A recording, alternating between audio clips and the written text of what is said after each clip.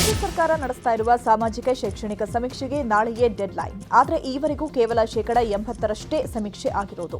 ಬೆಂಗಳೂರು ವ್ಯಾಪ್ತಿಯಲ್ಲಿ ಇನ್ನೂ ಸಮೀಕ್ಷೆ ಬಾಕಿ ಇದೆ. ಈ ಬಗ್ಗೆ GBA chief commissioner Maheshwara Rao ಮಾತನಾಡಿ, ಸರ್ಕಾರ ನಮಗೆ ಕೊಟ್ಟ ಡೆಡ್ಲೈನ್ಗೆ ಕೆಲವೇ ದಿನಗಳು ಬಾಕಿ ಇದೆ. ಅದರ ಒಳಗಡೆ ಹೇಗೆ ಸಮೀಕ್ಷೆ ಕಾರ್ಯ ಆಗುತ್ತೆ ಅನ್ನೋದು ಗೊತ್ತಾಗುತ್ತೆ. ಜನರ ಸಹಕಾರ ನೀಡಿ ಡೇಟಾ ಸರಿಯಾಗಿ ಬಂದರೆ ಅವಧಿ ವಿಸ್ತರಣೆ ಬಗ್ಗೆ ಸರ್ಕಾರದ ಜೊತೆ ಮಾತುಕತೆ ಮಾಡ್ತೇವೆ ಅಂತ ಹೇಳಿದ್ದಾರೆ.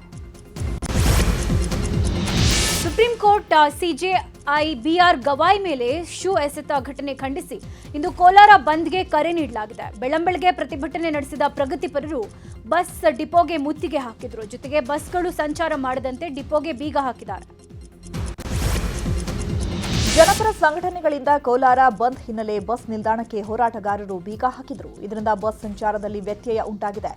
ಬಂದ್ ಹಿನ್ನೆಲೆ ಬಸ್ ನಿಲ್ದಾಣ ಖಾಲಿಯಾಗಿತ್ತು. ಬೆಂಗಳೂರು ಚಿಕ್ಕಬಳ್ಳಾಪುರ ಕಡೆಗೆ ತೆರಳಲು ಬಸ್ಗಳಿಲ್ಲದೆ ಪ್ರಯಾಣಿಕರು ಪರದಾಡಿದರು. ಕೋಲಾರದ ಶ್ರೀನಿವಾಸಪುರ ಪಟ್ಟಣದಲ್ಲೂ ಬಂದ್ ಎಫೆಕ್ಟ್ ಜೋರಾಗಿದೆ. ಶ್ರೀನಿವಾಸಪುರ ಎಂಜಿ ರಸ್ತೆಯಲ್ಲಿ ಪ್ರತಿಭಟನೆ ನಡೆಸಿದ ಕಾರ್ಯಕರ್ತರು ವಾಹನಗಳನ್ನು ತಡೆದು ವಾಪಸ್ ಕಳಿಸಿದ್ರು. ಶ್ರೀನಿವಾಸಪುರ ಪಟ್ಟಣದಲ್ಲಿ ಅಂಗಡಿ ಮುಂಗಟ್ಟು ಬಂದ್ ಮಾಡಲಾಗಿದೆ. ಸರ್ಕಾರಿ ಹಾಗೂ ಖಾಸಗಿ ಬಸ್ ಸೇವೆಯೂ ಸ್ಥಗಿತಗೊಂಡಿದೆ. ರಾಜ್ಯದಲ್ಲಿ ಮತ್ತೆ ಮಳೆ ಅಲರ್ಟ್ ಮುಂದುವರೆದಿದೆ. ಇವತ್ತು ಮತ್ತು ನಾಳೆ 2 ದಿನಗಳ ಕಾಲ ರಾಜ್ಯದ 24 ಜಿಲ್ಲೆಗಳಿಗೆ ಯೆಲ್ಲೋ ಅಲರ್ಟ್ ಘೋಷಿಸಲಾಗಿದೆ. ಮೈಸೂರು, ಹಾಸನ ಹಾಗೂ ಕೊಡಗು ಜಿಲ್ಲೆಯಲ್ಲಿ ಭಾರೀ ಮಳೆ ಆಗುತ್ತೆ ಅಂತ ಹವಾಮಾನ ಇಲಾಖೆ ಎಚ್ಚರಿಕೆ ಕೊಟ್ಟಿದೆ. ದಾವಣಗೆರೆಯಲ್ಲಿ 2 ದಿನಗಳಿಂದ ಸುರಿದ ಭಾರೀ ಮಳೆಗೆ ಅವಾಂತರವಾಗಿದೆ. ಹಿರೇಹಳ್ಳ, ತುಮರಿಹಳ್ಳ ತುಂಬಿ ಚನ್ನಗಿರಿ ತಾಲೂಕಿನ ಕೊಂಡದಹಳ್ಳಿಯ 100 ಎಕರೆಗೂ ಹೆಚ್ಚು ಜಮೀನು ಜಲಾವೃತವಾಗಿದೆ. ಬೆಳೆ ಕೂಡ ನಾಶವಾಗಿದೆ. ಅಡಿಕೆ, ಮೆಕ್ಕೆಜೋಳದ ತೋಟಗಳು ಜಲಾವೃತವಾಗಿದ್ದು ಕಟಾವು ಮಾಡಲು ರೈತರು ಪರದಾಡುತ್ತಿದ್ದಾರೆ. ಹಾಸನಾಂಬೆ ದರ್ಶನಕ್ಕೆ 8ನೇ ದಿನವೂ ಭಕ್ತ ಸಾಗರವೇ ಹರಿದು ಬಂದಿದೆ. ದರ್ಶನಕ್ಕೆ ಸ್ಪೆಷಲ್ ಟಿಕೆಟ್ ಖರೀದಿಸಿದ್ರೂ 5 ರಿಂದ 6 ಗಂಟೆ ಕಾಯುವಂತಹ ಪರಿಸ್ಥಿತಿ ಇದೆ. ದರ್ಶನದ ಸಾಲುಗಳೆಲ್ಲ ತುಂಬಿ ತುಳುಕ್ತಾ ಇದ್ದು 300 ರೂಪಾಯಿ ಟಿಕೆಟ್ ಬೆಲೆಯ ಸಾಲು 7 ಕಿಲೋಮೀಟರ್ನಷ್ಟಿದ್ರೆ 1,000 ರೂಪಾಯಿ ಬೆಲೆಯ ಸಾಲು 3 ಕಿಲೋಮೀಟರ್ನಷ್ಟಿದೆ. ಭಕ್ತರಿಗೆ ದರ್ಶನಾವಕಾಶ ಕಲ್ಪಿಸಲು ಹಾಸನ ಜಿಲ್ಲಾಡಳಿತ ಹರಸಾಹಸ ಪಡ್ತಿದೆ. ಮಂಡ್ಯ ಜಿಲ್ಲೆಯ ನಾಗಮಂಗಲದಲ್ಲಿ ಪ್ರತಿಷ್ಠಾಪಿಸಿರುವ ಪ್ರಸಿದ್ಧ ಕೋಟೆ ಗಣಪತಿಯನ್ನ ಇವತ್ತು ವಿಸರ್ಜನೆ ಮಾಡಲಾಗುತ್ತೆ. ಪ್ರತಿ ವರ್ಷದಂತೆ ಈ ವರ್ಷ ಕೂಡ ವಿಜೃಂಭಣೆಯಿಂದ ಗಣೇಶ ವಿಸರ್ಜನೆಗೆ ಸಿದ್ಧತೆ ಮಾಡಿಕೊಳ್ಳಲಾಗ್ತಾ ಇದೆ. ಗಣೇಶನ ಮೆರವಣಿಗೆ ಹಿನ್ನೆಲೆ ಮಂಡ್ಯ ಪೊಲೀಸರು ಕಟ್ಟೆಚ್ಚರ ವಹಿಸಿದ್ದಾರೆ. ಯಾವುದೇ ಅಹಿತಕರ ಘಟನೆ ಜರುಗದಂತೆ ಡ್ರೋನ್, ಸಿಸಿ ಕ್ಯಾಮೆರಾಗಳನ್ನು ಅಳವಡಿಸಿದ್ದಾರೆ. ಇಂದಿನಿಂದ 2 ದಿನ ಸಿಎಂ ಸಿದ್ದರಾಮಯ್ಯ ಮೈಸೂರು ಪ್ರವಾಸ ಕೈಗೊಂಡಿದ್ದಾರೆ. ಸರ್ಕಾರದ ವತಿಯಿಂದ ಮಹಾರಾಜ ಕಾಲೇಜು ಮೈದಾನದಲ್ಲಿ ನಡೆಯಲಿರುವ ಬೃಹತ್ ಉದ್ಯೋಗ ಮೇಳವನ್ನು ಸಿಎಂ ಉದ್ಘಾಟಿಸಲಿದ್ದಾರೆ. ಈ ವೇಳೆ ಉದ್ಯೋಗ ಮೇಳಕ್ಕೆ 24,000 ಉದ್ಯೋಗಾಕಾಂಕ್ಷಿಗಳು ನೋಂದಣಿ ಮಾಡಿಕೊಂಡಿದ್ದಾರೆ. ಇನ್ನು ನಾಳೆ ರಾಜ್ಯ ಮಟ್ಟದ ಸುದ್ದಿ ಛಾಯಾಚಿತ್ರ ಸ್ಪರ್ಧೆಯ ಮುಖ್ಯಮಂತ್ರಿ ಕಪ್ ಪ್ರಶಸ್ತಿ ಪ್ರದಾನ ಕಾರ್ಯಕ್ರಮದಲ್ಲೂ ಸಿದ್ದರಾಮಯ್ಯ ಭಾಗಿಯಾಗಲಿದ್ದಾರೆ.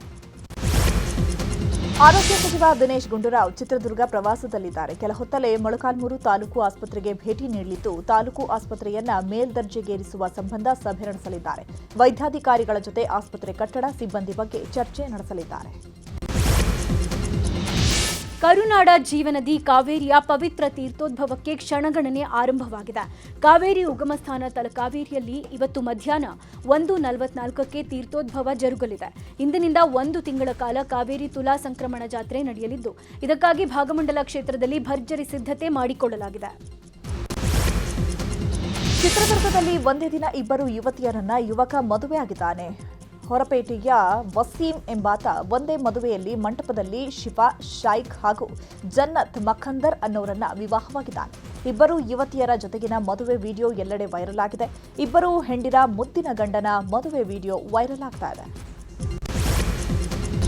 ವಿಜಯಪುರ ಜಿಲ್ಲೆಗೆ ಕನ್ನೇರಿ ಕಾಡಸಿದ್ದೇಶ್ವರ ಸ್ವಾಮೀಜಿ ಪ್ರವೇಶ ನಿರ್ಬಂಧಕ್ಕೆ ಹಿಂದೂ ಸಂಘಟನೆಗಳು ಆಕ್ರೋಶವನ್ನ ವ್ಯಕ್ತಪಡಿಸಿದೆ. ಜಿಲ್ಲಾಡಳಿತ ತನ್ನ ಆದೇಶ ವಾಪಸ್ ಪಡೆಯದಿದ್ದರೆ ಉಗ್ರ ಹೋರಾಟ ಮಾಡುವುದಾಗಿ ಹಿಂದೂಪರ ಸಂಘಟನೆ, ಬಿಜೆಪಿ ಮುಖಂಡರು ಆಕ್ರೋಶವನ್ನ ವ್ಯಕ್ತಪಡಿಸಿದ್ದಾರೆ. ಸರ್ಕಾರಕ್ಕೆ ಭಾರತ್ ಮಾತಾ ಕಿ ಸನಾತನ ಹಿಂದೂ ಧರ್ಮಕ್ಕೆ ಹಿಂಪಡೆಯಲೇಬೇಕು. ಬೆಂಗಳೂರು ಏರ್ಪೋರ್ಟ್ ರಸ್ತೆಯಲ್ಲಿ ಬೆಳ್ಳಂಬೆಳಗ್ಗೆ ವಾಹನ ಸಂಚಾರ ಹೆಚ್ಚಾಗಿದೆ. ಭಾರೀ ವಾಹನಗಳ ಸಂಚಾರದಿಂದ ಟ್ರಾಫಿಕ್ ಜಾಮ್ ಆಗ್ತಿದೆ. ಕ್ರಿಕೆಟರ್ ಸುನಿಲ್ ಜೋಶಿ ಎಕ್ಸ್ನಲ್ಲಿ ಪೋಸ್ಟ್ ಮಾಡಿದ್ದಾರೆ. ಏರ್ಪೋರ್ಟ್ ರಸ್ತೆಯಲ್ಲಿ ಹಗಲು ವೇಳೆ ಹೇಗೆ ಸರಕು ವಾಹನಗಳ ಸಂಚಾರಕ್ಕೆ ಅನುಮತಿಸಲಾಗಿದೆ ಅಂತ ಪ್ರಶ್ನೆ ಮಾಡಿದ್ದಾರೆ. ದಯವಿಟ್ಟು ಈ ಕುರಿತು ಕ್ರಮ ಕೈಗೊಳ್ಳಿ ಅಂತ ಸಿಎಂ ಡಿಸಿಎಂಗೆ ಟ್ಯಾಗ್ ಮಾಡಿದ್ದಾರೆ. ಬೆಂಗಳೂರಿನಲ್ಲಿ ನೆರೆ ಪರಿಹಾರಕ್ಕೆ ರಾಜಕಾಲುವೆ ಒತ್ತುವರಿ ಮೂಲ ಕಾರಣವಾಗಿದೆ. ಈ ಮಧ್ಯೆ ಸರ್ಕಾರ ಕಾಲುವೆ ಬಫರ್ ಝೋನ್ ಪ್ರಮಾಣ ಕಡಿತಗೊಳಿಸಿ ಆದೇಶವನ್ನ ಮಾಡಿದೆ. ನಗರಾಭಿವೃದ್ಧಿ ಇಲಾಖೆ ಬಫರ್ ಝೋನ್ ಕಡಿತಗೊಳಿಸಿ ಆದೇಶವನ್ನ ಮಾಡಿದೆ. ರಾಜಕಾಲುವೆ ಬಫರ್ ಝೋನ್ನಲ್ಲಿರುವ ಕಟ್ಟಡಗಳು ಅಕ್ರಮ ಅಂತ ಗುರುತು ಮಾಡಲಾಗಿತ್ತು. ಇದೀಗ ಬಫರ್ ಝೋನ್ ಕಡಿತಗೊಳಿಸಿ ನಗರಾಭಿವೃದ್ಧಿ ಇಲಾಖೆ ಆದೇಶವನ್ನ ಹೊರಡಿಸಿದೆ.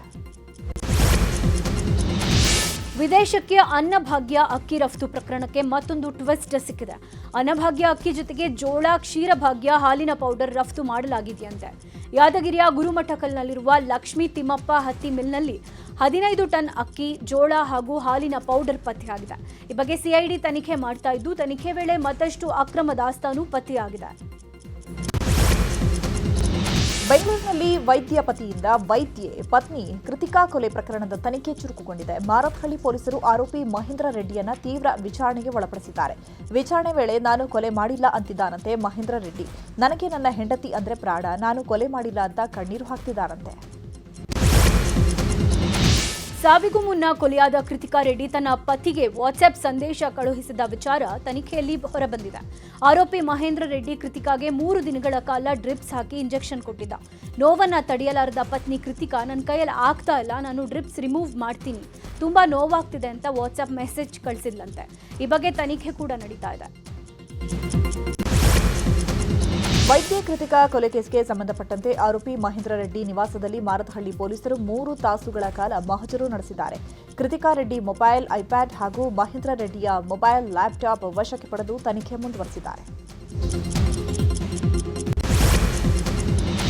ಬೆಂಗಳೂರಿನ ಖಾಸಗಿ ಇಂಜಿನಿಯರಿಂಗ್ ಕಾಲೇಜಿನಲ್ಲಿ ವಿದ್ಯಾರ್ಥಿನಿ ಮೇಲೆ ಅತ್ಯಾಚಾರ ಆರೋಪ ಕೇಳಿಬಂದಿದೆ. ಆರೋಪಿ ಜೀವನ್ ಸಂತ್ರಸ್ತೆಗೆ ಸೀನಿಯರ್ ಆಗಿದ್ದು ಒಂದೇ ಕಾಲೇಜಿನಲ್ಲಿ ಓದ್ತಾ ಇದ್ರು.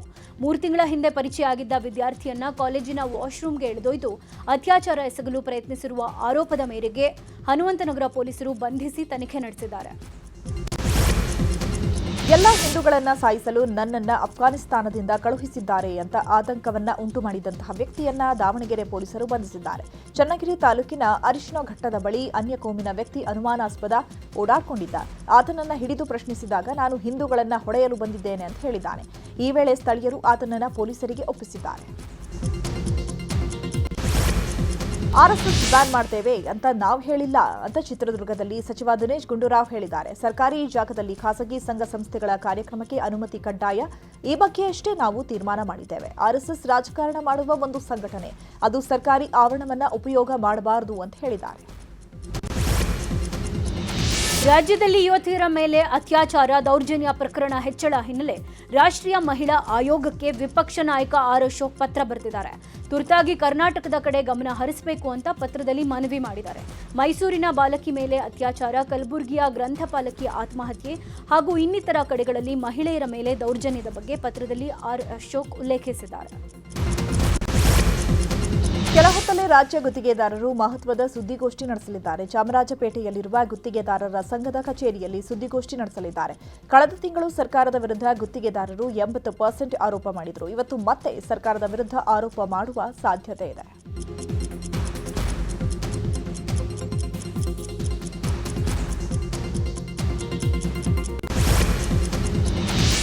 ರಾಜ್ಯ ಕಾಂಗ್ರೆಸ್ನಲ್ಲಿ ನಡೀತಾ ಇರುವ ಪವರ್ ಶೇರಿಂಗ್ ಫೈಟ್ ವಿಚಾರಕ್ಕೆ ಸಂಬಂಧಪಟ್ಟಂತೆ ಶಾಸಕ ಜನಾರ್ದನ್ ರೆಡ್ಡಿ ಪ್ರತಿಕ್ರಿಯೆ ನೀಡಿದ್ದಾರೆ. ಕೊಪ್ಪಳದಲ್ಲಿ ಮಾತನಾಡಿದ ಶಾಸಕ ರೆಡ್ಡಿ, ಅಧಿಕಾರ ಹಂಚಿಕೆ ಒಪ್ಪಂದ ದೆಹಲಿಯಲ್ಲಿ ಆಗಿದೆ ಅಂತ ನಾನು ಕ್ಲಿಯರ್ ಆಗಿ ಹೇಳಿದ್ದೆ, ಈಗ ಅದೇ ಆಗುತ್ತೆ ಅಂತ ಜನಾರ್ದನ್ ರೆಡ್ಡಿ ಭವಿಷ್ಯ ನುಡಿದಿದ್ದಾರೆ. ಮಂಡ್ಯದಲ್ಲಿ ವೇದಿಕೆ ಸಮಾರಂಭವೊಂದರಲ್ಲಿ ಜೆಡಿಎಸ್ ಶಾಸಕ ಹಾಗೂ ಬಿಜೆಪಿ ಮುಖಂಡನ ನಡುವೆ ಜಟಾಪಟಿ ನಡೆದಿದೆ. ಕೆಆರ್ಪೇಟೆಯ ಸಂತೆಬಾಚನಹಳ್ಳಿಯ ಗಣೇಶೋತ್ಸವ ಕಾರ್ಯಕ್ರಮದಲ್ಲಿ ಕೆಆರ್ಪೇಟೆ ಕ್ಷೇತ್ರದ ಜೆಡಿಎಸ್ ಶಾಸಕ ಎಚ್ಡಿ ಮಂಜು, ಬಿಜೆಪಿ ಮುಖಂಡ ದಿನೇಶ್ ರಾಜಾಹುಲಿ ನಡುವೆ ಮಾತಿನ ಚಕಮಕಿಯಾಗಿದೆ. ವೇದಿಕೆ ಮೇಲೆ ಮಾತನಾಡ್ತಾ ಇದ್ದಂತಹ ಸಂದರ್ಭದಲ್ಲಿ ದಿನೇಶ್, ರಾಜ್ಯದ 224 ಶಾಸಕರು ಅಧಿವೇಶನದಲ್ಲಿ ಬಡವರ ಪರ ಧ್ವನಿ ಎತ್ತುತ್ತಾ ಇಲ್ಲ ಅಂತ ಹೇಳಿದರು. ಇದಕ್ಕೆ ಕೆರಳಿದ ಶಾಸಕರು ಶೋಕಿಗೆ ದುಡ್ಡು ಮಾಡಲು ವಿಧಾನಸಭೆಗೆ ಹೋಗಿಲ್ಲ ಅಂತ ತಿರುಗೇಟನ್ನ ಕೊಟ್ಟರು. ಕೇಂದ್ರ ಸಚಿವರಾಗಿ ಅಭಿವೃದ್ಧಿ ಆಗಲೇ ಇಲ್ಲ ಅಂದ್ರೆ ರಾಜೀನಾಮೆ ಕೊಟ್ಟು ಹೊರಗೆ ಬನ್ನಿ ಅಂತ ಎಚ್ಡಿಕೆ ವಿರುದ್ಧ ಶಾಸಕ ಗಣಿಗ ರವಿಕುಮಾರ್ ವಾಗ್ದಾಳಿ ಮಾಡಿದ್ದಾರೆ. ಮಂಡ್ಯದಲ್ಲಿ ಮಾತನಾಡಿದ ಗಣಿಗ ರವಿ, ಕೇಂದ್ರ ಸಚಿವರು ಹಳೆ ಕ್ಯಾಸೆಟ್ ಹಾಕಿದ್ರೆ ಯಾರೂ ಕೇಳಲ್ಲ. ಕೇಂದ್ರ ಸರ್ಕಾರ ಆಂಧ್ರ ಸರ್ಕಾರಕ್ಕೆ ಹೆಚ್ಚು ಸಪೋರ್ಟ್ ಮಾಡ್ತಾ ಇದೆ. ಕೂಡಲೇ ಕುಮಾರಣ್ಣ ಕೇಂದ್ರ ಸರ್ಕಾರಕ್ಕೆ ರಾಜೀನಾಮೆ ಕೊಟ್ಟು ಎನ್ಡಿಎಯಿಂದ ಹೊರಗಡೆ ಬರೋದು ಒಳ್ಳೆಯದು ಅಂತ ಹೇಳಿದ್ದಾರೆ. ಬಿಹಾರ ಮೊದಲ ಹಂತದ ಚುನಾವಣೆಗೆ ನಾಮಪತ್ರ ಸಲ್ಲಿಸಲು ಇವತ್ತು ಕೊನೆಯ ದಿನವಾಗಿದೆ. ಈ ಹಿನ್ನೆಲೆ ಕಾಂಗ್ರೆಸ್ ತನ್ನ 48 ಅಭ್ಯರ್ಥಿಗಳನ್ನ ಪಟ್ಟಿಯನ್ನ ಕೂಡ ರಿಲೀಸ್ ಮಾಡಿರುವಂಥದ್ದು. ಮೊದಲ ಹಂತದಲ್ಲಿ 121 ಕ್ಷೇತ್ರಗಳಿಗೆ ನವೆಂಬರ್ 6ರಂದು ಚುನಾವಣೆ ನಡೆಯಲಿದೆ. ಇವತ್ತು ಘಟಾನುಘಟಿ ನಾಯಕರು ನಾಮಪತ್ರ ಸಲ್ಲಿಸಲಿದ್ದಾರೆ. ಮೋದಿ ತವರು ಗುಜರಾತ್ನಲ್ಲಿ ಮಹತ್ವದ ರಾಜಕೀಯ ಬೆಳವಣಿಗೆ ನಡೆದಿದೆ. ಸಿಎಂ ಭೂಪೇಂದ್ರ ಪಟೇಲ್ ಹೊರತುಪಡಿಸಿ ಉಳಿದ ಎಲ್ಲಾ ಸಚಿವರು ರಾಜೀನಾಮೆ ನೀಡಿದ್ದಾರೆ. ಎಲ್ಲಾ ಸಚಿವರ ರಾಜೀನಾಮೆಯನ್ನ ಸಿಎಂ ಅಂಗೀಕರಿಸಿದ್ದಾರೆ. ಇವತ್ತು ಸಚಿವ ಸಂಪುಟ ಪುನರ್ರಚನೆ ಆಗಲಿದ್ದು, ಒಂದಿಬ್ರು ಹಳಬರನ್ನ ಬಿಟ್ಟರೆ 20ಕ್ಕೂ ಹೆಚ್ಚು ಶಾಸಕರಿಗೆ ಸಚಿವ ಸ್ಥಾನ ಸಿಗೋ ಸಾಧ್ಯತೆ ಇದೆ. ಅಸ್ಸಾಂನ ತಿನ್ಸುಕಿಯಾ ಜಿಲ್ಲೆಯ ಕಾಕೋಪಥರ್ ಪ್ರದೇಶದಲ್ಲಿ ಗುಂಡಿನ ಚಕಮಕಿ ನಡೆದಿದೆ. ಗುಂಡಿನ ದಾಳಿ ಜೊತೆಗೆ ಗ್ರೆನೇಡ್ ದಾಳಿ ಕೂಡ ಆಗಿದೆ. ಭಾರತೀಯ ಸೇನೆಯ 19 ಗ್ರೆನೇಡಿಯರ್ಸ್ ಘಟಕದ ಶಿಬಿರವನ್ನ ಗುರಿಯಾಗಿಸಿಕೊಂಡು ದಾಳಿಯನ್ನು ಮಾಡಲಾಗಿದ್ದು, ಘಟನೆಯಲ್ಲಿ 3 ಯೋಧರಿಗೆ ಗಂಭೀರವಾಗಿ ಗಾಯವಾಗಿದೆ. ಭ್ರಷ್ಟಾಚಾರ ಪ್ರಕರಣದಲ್ಲಿ ಪಂಜಾಬ್ನ ಡಿಐಜಿ ಹರ್ಚರಣ್ ಸಿಂಗ್ ಬುಲ್ಲಾರ್ನನ್ನ ಸಿಬಿಐ ಬಂಧಿಸಿದೆ. ಹರ್ಚರಣ್ ಸಿಂಗ್ ಮನೆಯಲ್ಲಿ ಅಪಾರ ಪ್ರಮಾಣದ ಹಣ, ಚಿನ್ನಾಭರಣ, ವಜ್ರವನ್ನು ಜಪ್ತಿ ಮಾಡಲಾಗಿದ್ದು, 8 ಲಕ್ಷ ರೂಪಾಯಿ ಲಂಚ ಪ್ರಕರಣವೊಂದರಲ್ಲಿ ಅಖಾಡಕ್ಕಿಳಿದ ಸಿಬಿಐ ಭ್ರಷ್ಟ ಐಪಿಎಸ್ ಅಧಿಕಾರಿಯ ಸಂಪತ್ತಿನ ಖಜಾನೆ ಕಂಡು ನಿಬ್ಬೆರಗಾಗಿದೆ. ಶಬರಿಮಲೆ ದೇಗುಲದ ಚಿನ್ನ ಕಳ್ಳತನ ಪ್ರಕರಣದ ತನಿಖೆ ಚುರುಕುಗೊಂಡಿದೆ. ಪ್ರಕರಣ ಸಂಬಂಧ ಉನ್ನಿಕೃಷ್ಣನ್ ಪೊಟ್ಟಿ ಅವರನ್ನ ಎಸ್ಐಟಿ ಬಂಧಿಸಿದೆ. ಉನ್ನಿಕೃಷ್ಣನ್ ಪೊಟ್ಟಿಯನ್ನ ಬಂಧಿಸಿರುವ ಎಸ್ಐಟಿ ತನಿಖೆಗಾಗಿ ಅವರನ್ನ ಅಜ್ಞಾತ ಸ್ಥಳಕ್ಕೆ ಕೊಂಡೊಯ್ಯಲಾಗಿದೆ. ಸಿಂಗಾಪುರದಲ್ಲಿ ಮೃತಪಟ್ಟ ಅಸ್ಸಾಂನ ಜುಬಿನ್ ಗರ್ಗ್ ತನಿಖೆ ಮುಂದುವರೆದಿದೆ. ಸದ್ಯ ಎಸ್ಐಟಿ ಇಬ್ಬರನ್ನ ವಶಕ್ಕೆ ಪಡೆದು ವಿಚಾರಣೆ ಮಾಡುತ್ತಿದೆ. ವಶಕ್ಕೆ ಪಡೆದ ಇಬ್ಬರನ್ನ ಕೋರ್ಟ್ಗೆ ಹೇಳಿಕೆ ದಾಖಲಿಸಲು ಎಸ್ಐಟಿ ಕರೆದೊಯ್ದಿದೆ. ಮಧ್ಯಪ್ರದೇಶದಲ್ಲಿ ಉದ್ಯಮಿಯೊಬ್ಬ ವೇಸ್ಟ್ ಆಗಿ ಬಿದ್ದಿದ್ದ ವಿಮಾನವನ್ನ ಖರೀದಿಸಿ ಹೋಟೆಲ್ ಮಾಡಲು ಮುಂದಾಗಿದ್ದಾರೆ. ಉಜ್ಜಯಿನಿಯ ಶಂಕರ್ಪುರದಲ್ಲಿ ವಿಮಾನವನ್ನ ನವೀಕರಿಸಿ 5 ಸ್ಟಾರ್ ಹೋಟೆಲ್ ಮಾಡಲು ಮುಂದಾಗಿದ್ದಾರೆ. ಈ ಬಗ್ಗೆ ಪುಷ್ಪೇಂದ್ರ ಕುಶ್ವಾಹ ಮಾತನಾಡಿ, ಹರಿಯಾಣದ ರೆಸ್ಟೋರೆಂಟ್ನಿಂದ ಸ್ಫೂರ್ತಿ ಪಡೆದು ಈ ವಿಮಾನವನ್ನ ಹೋಟೆಲ್ ಆಗಿ ಪರಿವರ್ತಿಸುತ್ತಿದ್ದೇವೆ ಅಂತ ಹೇಳಿದ್ದಾರೆ. ತಮಿಳುನಾಡಿನ ಕೊಯಮತ್ತೂರಿನಲ್ಲಿ ಕಾಡಿನಿಂದ ನಾಡಿಗೆ ಬಂದು ಹಾವಳಿ ಕೊಡ್ತಾ ಇದ್ದಂತಹ ಕಾಡಾನೆಯನ್ನ ಅರಣ್ಯಾಧಿಕಾರಿಗಳು ಸೆರೆ ಹಿಡಿದಿದ್ದಾರೆ. ತೊಂಡಮುತ್ತೂರು ಅರಣ್ಯ ಪ್ರದೇಶದ ಕಾಡಿನಿಂದ ರೋಲೆಕ್ಸ್ ಎಂಬ ಆನೆ ಪದೇ ಪದೇ ಪಟ್ಟಣಕ್ಕೆ ಬರ್ತಾ ಇತ್ತು. ನಿನ್ನೆ ಬಂದ ಆನೆಯನ್ನ ಅರವಳಿಕೆ ನೀಡಿ ಸೆರೆ ಹಿಡಿಯಲಾಗಿದೆ. ರಷ್ಯಾ ಅಧ್ಯಕ್ಷ ಪುಟಿನ್ ಜೊತೆ ಅಮೆರಿಕ ಅಧ್ಯಕ್ಷ ಟ್ರಂಪ್ 2 ಗಂಟೆಗಳ ಕಾಲ ಸಂಭಾಷಣೆಯನ್ನ ನಡೆಸಿದ್ದಾರೆ. ಉಕ್ರೇನ್ ಅಧ್ಯಕ್ಷ ವ್ಲಾಡಿಮಿರ್ ಝೆಲೆನ್ಸ್ಕಿ ಅವರ ಭೇಟಿಗೂ ಮುನ್ನ ಪುಟಿನ್ ಜೊತೆ ಟ್ರಂಪ್ ಮಾತುಕತೆ ನಡೆಸಿದ್ದಾರೆ. ಈ ಬಗ್ಗೆ ಮಾತನಾಡಿರುವ ಟ್ರಂಪ್, ಮಧ್ಯಪ್ರಾಚ್ಯದಲ್ಲಿ ಶಾಂತಿ ಸ್ಥಾಪನೆಗಾಗಿ ನನ್ನನ್ನು ಹಾಗೂ ಅಮೆರಿಕವನ್ನ ಅಭಿನಂದಿಸಿದ್ದಾರೆ. ವ್ಯಾಪಾರ ಒಪ್ಪಂದದ ಬಗ್ಗೆಯೂ ಚರ್ಚೆ ನಡೆದಿದೆ ಎಂದಿದ್ದಾರೆ. ಇನ್ನು ಉಕ್ರೇನ್ ಯುದ್ಧ ಕೊನೆಗಾಣಿಸಲು ನಾನು ಹಾಗೂ ಪುಟಿನ್ ಹಂಗೇರಿಯ ಬುಡಾಪೆಸ್ಟ್ನಲ್ಲಿ ಭೇಟಿಯಾಗಲು ಒಪ್ಪಿಕೊಂಡಿದ್ದೇವೆ ಅಂತ ಹೇಳಿದ್ದಾರೆ. ಐಸಿಸಿ ಮಹಿಳಾ ವಿಶ್ವಕಪ್ ಪಂದ್ಯದಲ್ಲಿ ಬಾಂಗ್ಲಾದೇಶ ವಿರುದ್ಧ ಆಸ್ಟ್ರೇಲಿಯಾ ಗೆದ್ದು ಸೆಮಿಫೈನಲ್ಗೆ ಲಗ್ಗೆ ಇಟ್ಟಿದೆ. ವಿಶಾಖಪಟ್ಟಣಂನಲ್ಲಿ ನಡೆದ ಪಂದ್ಯದಲ್ಲಿ ಆಸ್ಟ್ರೇಲಿಯಾವು ಬಾಂಗ್ಲಾದೇಶ ತಂಡವನ್ನು 10 ವಿಕೆಟ್ಗಳಿಂದ ಸೋಲಿಸಿದೆ. ಟಾಸ್ ಗೆದ್ದು ಮೊದಲು ಬ್ಯಾಟಿಂಗ್ ಮಾಡಿದ ಬಾಂಗ್ಲಾದೇಶ 50 ಓವರ್ಗಳಲ್ಲಿ 9 ವಿಕೆಟ್ ಕಳ್ಕೊಂಡು 198 ರನ್ ಕಲೆ ಹಾಕಿತು.